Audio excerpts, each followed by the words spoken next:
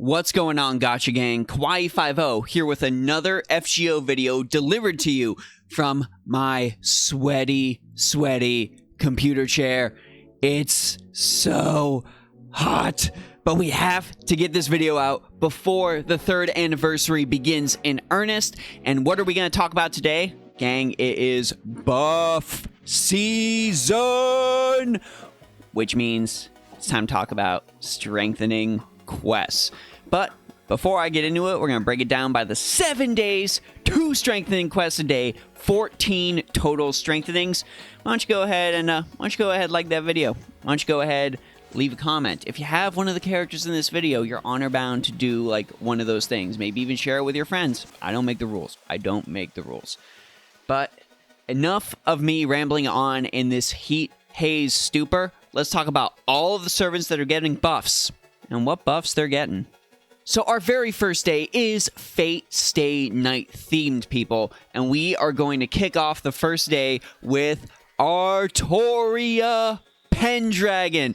That's right, Fate's poster girl finally getting some form of love in FGO, and it only took 1,100 days to do it. I'm just saying, only took 1,100 days.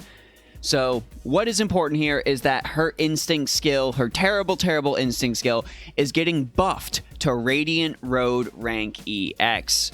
This skill grants her an NP steroid, giving 20 to 30% NP charge on top of those critical stars she was already getting.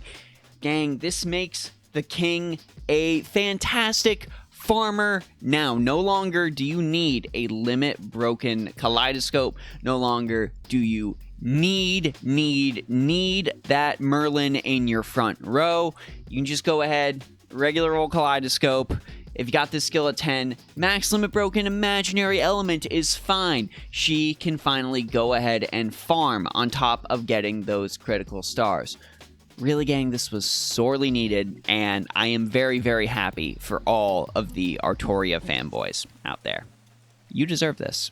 But continuing with the Fate Stay Night theme, Medusa is going to be getting a boost to her Noble Phantasm. Her Noble Phantasm is going to be getting a nice boost in the form of the damage. The damage is going to go up from 600 to 1000% to 800 to 1200%. That is a 200% boost all across the board. And on the off chance this doesn't kill your target, well, it's going to reduce their crit chance by 20% for 3 turns, which is a nice little extra bit.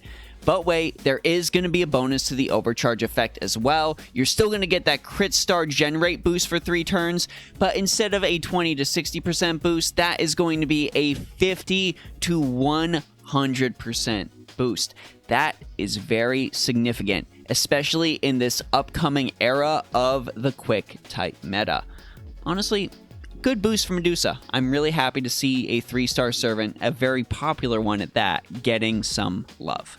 Day 2 is going to bring us some boosts for some FGO original servants, one beloved by many and one reviled. Let's start with the reviled one. That's right, it is Stheno, that servant you hated seeing when you were pulling for Old Man of the Mountain Hassan. Stheno is getting a boost to her Noble Phantasm. It's still got the chance to instant kill a male enemy. It still has a 150% chance to reduce the enemy's defense for 3 turns, but that is actually going to get boosted to a 20 to 30% chance. Very good on that. And more importantly than anything else, this Noble Phantasm will provide complete and total buff removal. So you can actually go ahead and use it in a chain, have your following Noble Phantasms deal additional significant damage. She still has the ability to charm male enemies. That is not going to change. That charm chance is not going to change. But really, that buff removal is something very impressive. Something that might make you bring Stheno along more than you would normally. And for our beloved servant, we have Hohenheim. That's right. Hohenheim is getting a boost to his Philosopher's Stone skill.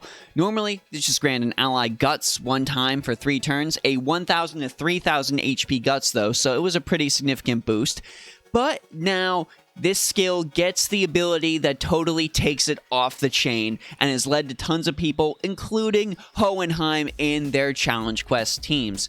Philosopher's Stone is now going to get an additional chance to increase NP gain rate, and that is going to be a 30 to 50% boost, which is honestly pretty insane, especially considering arts teams and quick teams are going to be making a significant comeback with Scotty coming in here.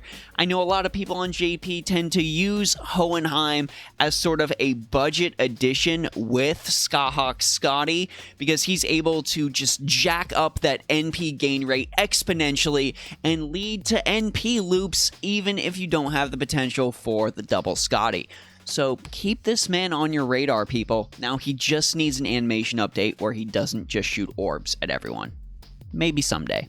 Now, day 3 is going to be a lovely day for both fans of cats and those who really, really hate swallows. Fans of cats, we're going to be getting a bonus to Tamamo Cat. Now, you may have noticed Tamamo Cat's shapeshift skill, 18 to 27% defense boost for 3 turns. Not really super good. A skill that's really making Cat show her age as a servant who came out at the very beginning of the game. This skill is getting buffed to shapeshift lunch. Rank A, and wow, does this skill get a lot better. Not only do we get a 1000 to 2000 max HP boost for 3 turns on top of the previous defense boost, but this is going to grant Tamamo Cat debuff immunity for 1 turn. So Cat will be completely and utterly immune to the detrimental effects from her Noble Phantasm, napping in the dazzling sunshine and feasting. You'll be able to use it, you'll be able to heal up Cat, and man, might you actually be able to keep Cat along as more than just a farmer? Might you actually be able to bring her with you on normal quests? I think so. And another servant that's getting an NP boost the same day, one I've actually seen a lot of people grailing to 100 on Twitter, so kudos to all of you that have done that. It is Sasaki Kojiro. Sasaki Kojiro's Noble Phantasm Tsubame Gaishi is not only getting a big damage boost in the form of the basic damage, we're going up from 1200 to 2000 to 1600 to 2400% damage, but on top of that, this skill is also going to get a boost to Kojiro's quick effectiveness. His quick effectiveness is going to go up by 20% for 3 turns, and like all good Noble Phantasm buffs, this activates before damage is dealt. Gang, the Regend is going to be putting out some serious crit stars with this. A lot of people are going to be using him in the new quick type meta, especially if they have grailed him.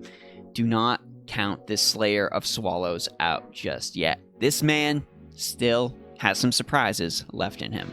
Day 4, gang. Day 4 is a Chulainn themed day. And the Chulainn I'm going to mention here is not one that needed a buff. A lot of you have been playing the game since the beginning, know that Ku is like the perfect freebie fallback servant that can clear tons of content out there. The man is getting a buff to his Noble Phantasm, people. Gaybolg is getting 3 significant boosts. The damage, to start with, is going up from 1200 to 2000% to 1600 to 2400%. So a 400% damage increase all across the board. You've definitely got him at NP5 too, so man, 2400% damage is just absurd. Ku's instant kill bonus on Gaybolg is also getting a boost from 50 to 100% to 60 to 100%.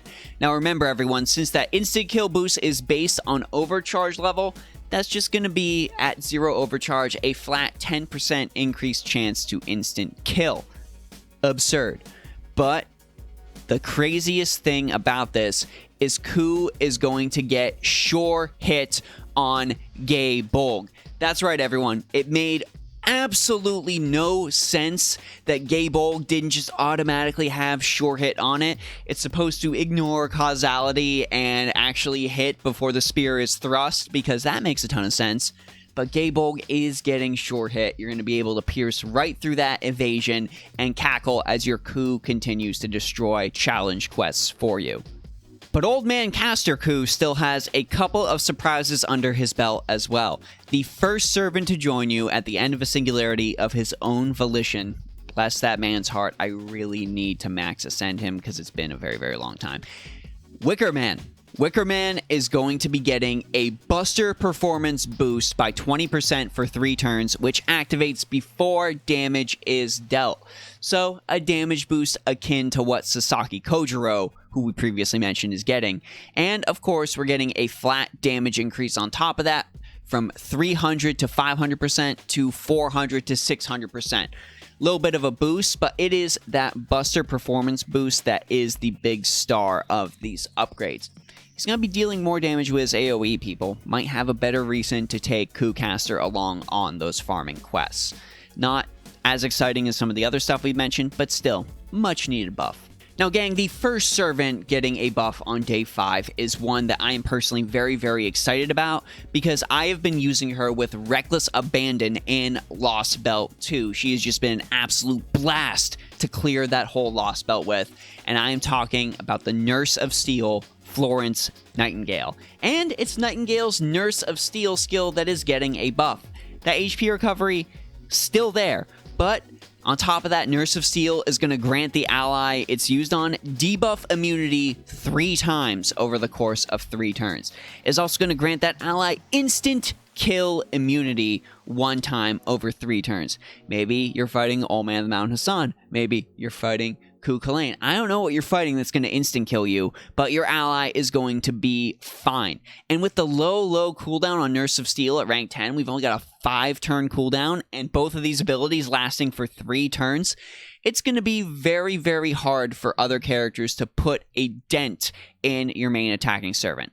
Of course, they can just target Nightingale, but don't tell them that. Now, the man Blackbeard has sort of weaseled his way into getting a boost as well on his Queen Anne's Revenge Noble Phantasm. This Noble Phantasm is now going to go from granting you 5 to 10 critical stars. Pretty nice. That's double, gang. See, I can do math. It's also going to get a boost to its damage from 300 to 500% to 400 to 600%. But that chance to reduce the enemy's NP gauge by 1 is also going up. It was previously a 30 to 70% chance to drain that NP gauge on overcharge. Well, now it's going up to a 40 to 80%. 10% boost all across the board. If you're using Blackbeard as your main freebie rider, well, he just got a lot easier to use. So this first servant on day 6 might be divisive for a lot of you because I still see people on Twitter talking about this, even though it's been so long. Like, I just feel like people make accounts just to try and talk about this character, just to sort of cathartically yell at FGO USA. You're not doing yourself any favors, people. Just let it go. Emiya Alter is getting a boost to his Noble Phantasm Unlimited Lost Works. So he's still got that defense buff ignoring damage that is going up from 900 to 1500% to 1200 to 1800%. Pretty big boost. And just like Blackbeard, that NP gauge reduction chance is going up from 60 to 100% to 80 to 100%.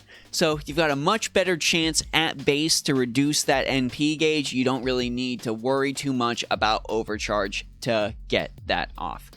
There's not really much more I can say about this Noble Phantasm boost, gang. It just got better all around. Great for lovers of Emiya Alter. But everyone, this one has made me really happy because I love this assassin. I love the movie he's featured in. I've grailed him to 80 because he deserves it. He got me through so much of the early game. He was my all-star in Orleans. That is right. It is Hassan of the Cursed Arm. Yes, the man had Instinct, which grants 3 to 12 critical stars, though it was called Throwing Dagger. Whatever. That has changed to Throwing Dagger and Dagger Retrieval. So, yeah, you get the critical stars, though that got increased from 3 to 12 to 5 to 15.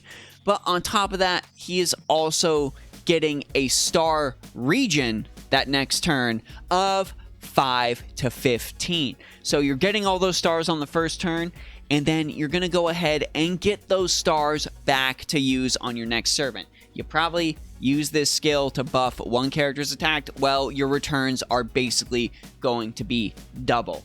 30 stars over the course of 2 turns, plus whatever stars Hassan generated if you're maybe using a quick type chain, if you're maybe using Zabaniya. Everyone, this is great. I am so happy my boy Hassan is getting some love. All the Hassans need some love, let's be real. Buff all the Hassans. Our final day, gang, it's insane. It's insane what happens on this final day of buffs, and I am going to save the All-Star for last, because the All-Star is going to be absolutely everywhere in the era of Scotty. So let's talk about a servant who deserved an animation update when the Babylonia anime was airing, and that's Ushiwakamaru. Ushiwakamaru's first skill is getting upgraded to Tengu Art of War rank EX. So before, it just gave you that NP generation rate for your entire party, which was okay. But now Ushi is poised to take the position of a sort of budget quick supporter with this skill, because on top of the NP rate boost, you're also getting a quick performance boost to your whole party across the board at a 10 to 20% for 3 turns. And this skill is still on a 5-turn cooldown, so if you've maxed out Ushi's skills, you're going to be getting some significant gains off of this from prolonged battles. Yes, Ushi might eat all of your stars, but if you're using her with a servant like, say, Achilles, it doesn't really matter all that much. It's not every day, gang, that a character goes from the bottom of the barrel to the top of the heap, but that is about to happen with this man. Edmond Dantes is getting a boost to his Noble Phantasm, and it is a pretty spicy boost all across the board. So yeah, you had your 600 to 1000% damage, not a lot of damage going on there because we don't have a quick supporter yet. Yeah, you've got your defense reduction, yeah, you've got your curse, but it was all kind of whatever for a lot of people. Everyone was just still using Jalter instead. Well, that's about to change with his Noble Phantasm upgrade. That damage is going up 200% all across the board, so you're going to be getting an 800 to 1200% damage off of that quick type NP. On top of that, he inflicts a new status to his enemies called Evil Curse for 5 turns, which increases the curse damage to all your enemies by 100%. So everyone, looking at the curse damage Edmond Dantes grants, this is actually a pretty significant following damage buff. So you get 5 turns of curse. Let's go ahead and do some math really quick. So we've got 500 damage over the course of 5 turns. That is a, 2500 damage. Pretty nice, but with the Evil Curse status, that is going to increase to 5,000 damage over the course of those 5 turns. Now, a lot of this is overcharge based, so let's talk about a perfectly overcharged 500% Edmond Dantes. On top of that 40% defense reduction you're getting, you are getting 1,500 curse damage over the course of 5 turns at base. So at base, that's 7,500. With this boost, over the next 5 turns, you are going to be dealing 15,000 damage to your enemy. And this Evil Curse status, it affects all instances of curse on your enemy. The big thing about curse, people, is this status detriment is stackable. Dantes can stack curse. If you want to use Dantes and Jalter because you just really hate whoever you're fighting, that curse stacks. That curse is affected by Dante's Evil Curse ability. So you can just whittle down your enemy super fast. It really won't even matter if you have an optimal attack chain. If you want to be silly, play an entire team that just stacks curse on your enemy and have Dantes just utterly obliterate them with that Evil Curse status effect. Gang, that's all you. You better get ready to see Edmond Dantes populating your friends list. His time in the sun, it's coming. He's not just hiding out in that tower anymore. Get ready for the era of Dantes. And that's all the strength things that we are going to be getting with the 3rd anniversary. Personally, if I had to pick a top 3 that I was very excited for, of course, Edmond Dantes right at the top of the heap. I'm going to be rolling for him on that extra class banner. partially because of this, I think this buff is really, really good for Dante's. I'm really excited to use him as a future character. On top of that, of course, I have Nightingale, I have her Nurse of Steel skill. I'm very excited to grant my main attacker that debuff immunity. And finally, Hassan's skill is pretty great too. It may not be the strongest out of the bunch, but I just really like Cursed Arm Hassan, and I really like seeing when any of the Hassans get buffs. So, that makes me really, really happy. But of course, I want to know which of these buffs are you most excited for. Go ahead and let me know down in the comment section below. If there's a servant even on JP that you think really deserves a buff in FGO, why don't you go ahead and tell us what kind of buff they might need. Maybe if you had to design the buff yourself, what kind of buff would you give that character? Let me know about that as well. This is Kawaii50, hoping you all have a phenomenal day, hoping FGO's 3rd anniversary is very, very good to you, and I'll see you all in the next video.